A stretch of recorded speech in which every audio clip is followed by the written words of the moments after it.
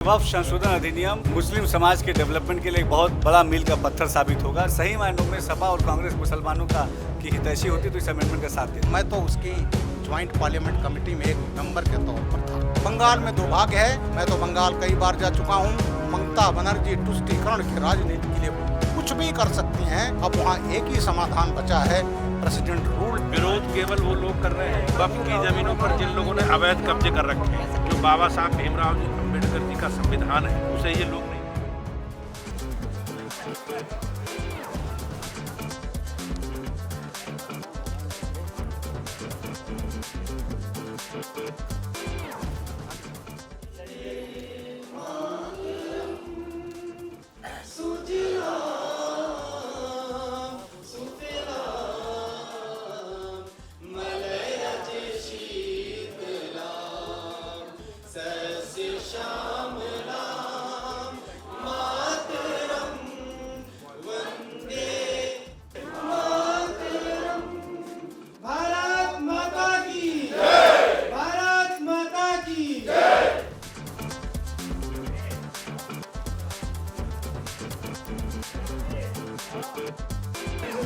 Party जी से और शिवभूषण जी, अखिलेश जी, हम जो लोग चारों लोग अभियान में लगे हैं।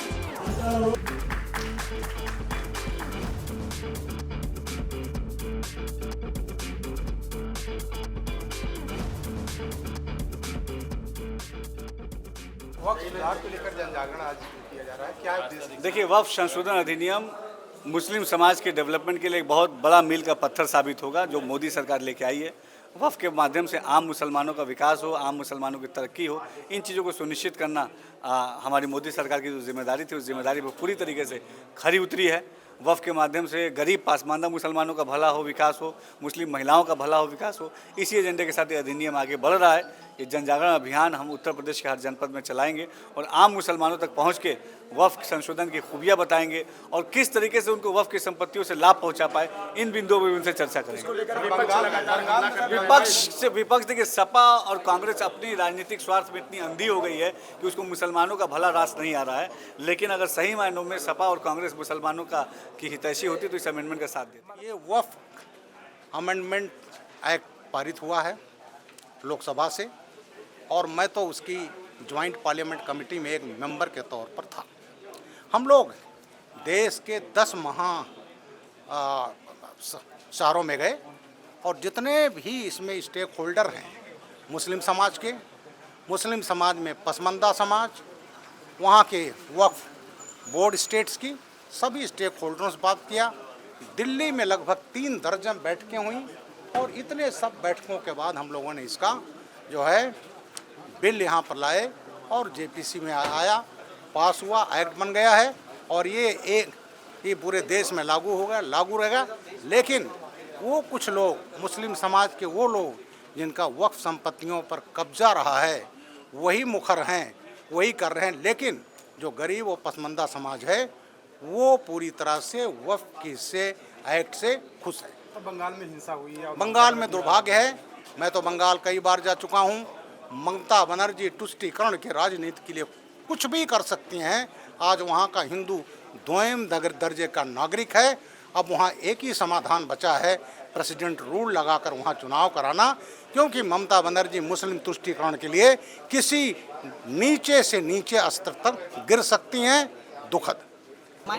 और इस अभियान के राष्ट्रीय स्तर पर प्रभारी आदरणीय राधा मोहन दास अग्रवाल जी आज रहेंगे और आज की बैठक के माध्यम से, कार्यशाला के माध्यम से वक्फ के बारे में, इस संशोधन के बारे में जो विपक्षी दलों के द्वारा एक भ्रम पैदा किया जा रहा है, उस भ्रम के खिलाफ पूरी पार्टी हम लोग घर घर जाकर जो इस अधिनियम में गरीबों के लिए, समाज के कमजोर तबकों के हित में जो सरकार ने एक बड़ा कदम उठाया है, उसके लिए हम जन जागरण करेंगे, घर घर जाकर उसकी अच्छाइयाँ बताने का काम करेंगे।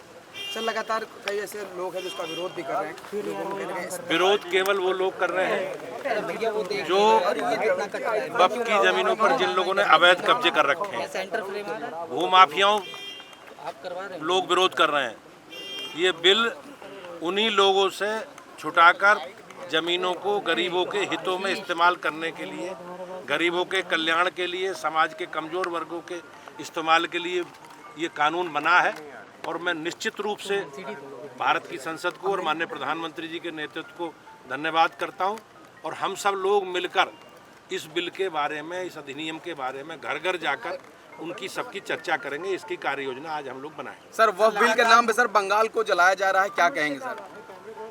निश्चित रूप से ये लोग जो बाबा साहब भीमराव अंबेडकर जी का संविधान है उसे ये लोग नहीं मानते। संविधान में भारत की संसद को ये अधिकार दिया गया है कि वो किसी भी सुधार की तरफ आगे बढ़ सकते हैं और भारत की संसद ने ये पारित किया है।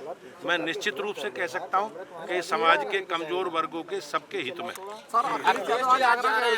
आगरा जा रहे सर अपने सांसद से मिलने आज गए उनके घर। और समाजवादी पार्टी का चरित्र आप जानते हो, जिस प्रकार से सनातन के बारे में, हमारे धार्मिक ग्रंथों के बारे में, हमारे मठ मंदिरों के बारे में जिस प्रकार की उनकी बयानबाजी रही है और जिस प्रकार से उनके मन के मनोभाव हैं, ये कहीं ना कहीं अनेकों वक्तव्यों के माध्यम से बीच में आते रहे। लेकिन समाजवादी पार्टी के चरित्र को देश की जनता जानती है और निश्चित रूप से हमारे महापुरुषों का अपमान करना समाजवादी पार्टी का चरित्र है।